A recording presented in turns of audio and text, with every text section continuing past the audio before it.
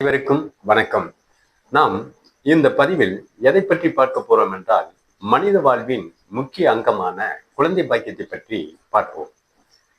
செல்வத்துள் செல்வம், செவி செல்வம், அச்செல்வம், செல்வத்துள் எல்லாம் தலை. உலகம் போற்றுதலுக்கு உட்பட்டதும் வணங்குதலுக்கு உட்பட்டதும் கல்வி செல்வத்தை எவ்வாறு கேட்பது முக்கியமோ அதை போன்று ஒரு மனித வாழ்வில் பிள்ளை செல்வம் ஓர் முக்கிய அங்கமாகும்.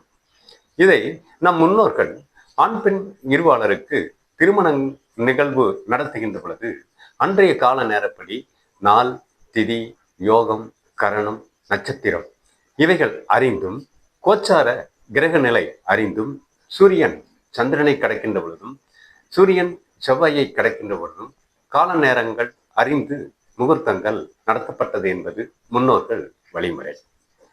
காலப்போக்கில் நாம் ஜனன ஜாதக அடிப்படையில் பொருத்தங்கள் மட்டுமே எடுக்கப்பட்டு நாள் நேரம் சரியாக கணிக்கப்பட்டாலும் கால கிரகங்கள் சரியாக பார்க்காமல் திருமணம் நடத்துவதனாலும் காந்தர்வ அடிப்படையில் உடனுக்குடன் திடீர் முடிவெடுத்து முகூர்த்த நாள் நடத்தப்படுவதனாலேயும் காலப்போக்கில் குழந்தைகள் உடனே கிடைப்பதும், காலம் தள்ளி கிடைப்பதும், காலத்தை கடத்தி கொண்டே போவதும் இப்படி பல்வேறு தடைகளை காணுகின்ற பொழுது முன்னோர்கள் சூரியன், சந்திரன், செவ்வாய் கிரக அதி தேவதைகளின் வழிபாடும், இயன்றால் அத்தலங்களுக்கு சென்று வழிபாடு செய்து அன்னம், தானம், கனிகள் இவைகள் தானமாக வழங்கி வருவதனாலும் குழந்தை பாக்கியம் அமையும் என்பது ஆன்றோர்கள் வழிமுறை.